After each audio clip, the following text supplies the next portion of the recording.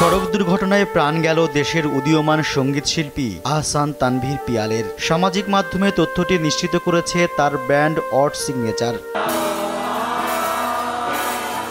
11 মে ভোর 5টায় এ দুর্ঘটনা ঘটে। পুলিশ ও স্থানীয়রা জানান, ভোরে ঢাকা থেকে সিলেটের উদ্দেশ্যে ছেড়ে আসা একটি মাইক্রোবাস নরসিংদীর চৈতাব এলাকার ড্রিম হলিডে পার্কের সামনে আসলে ঢাকা অভিমুখী দ্রুতগতির হানিফ পরিবহনের একটি বাসের সঙ্গে মুখোমুখি সংঘর্ষ হয়। এতে মাইক্রোবাসটি দুমড়ে মুচড়ে যায়। ঘটনাস্থলে মাইক্রোবাসের চালক আব্দুস সালাম ও পিয়াল নিহত হন। পরে হানিফ পরিবহনের বাসটি ভুলতা থেকে জব্দ করে হাইওয়ে থানা পুলিশ।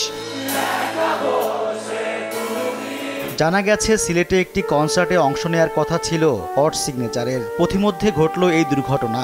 এতে অন্য সদস্যরা মারাত্মকভাবে আহত হয়েছেন। তাদের উদ্ধার করে নরসিংদী জেলা হাসপাতালে নেওয়া হয়।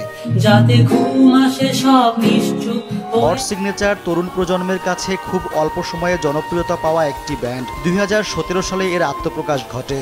ব্যান্ডটির প্রধান গায়ক ছিলেন পিয়াল। 3 বছর আগে ঘুম নামে প্রথম গান প্রকাশিত হয়। এর মাধ্যমে ব্যাপক জনপ্রিয়তা পায় ব্যান্ডটি। এরপর তার গাওয়া আমার দেহখানা সহ আরো বেশ কয়েকটি গান শ্রোতাদের হৃদয় ছুঁয়ে গেছে।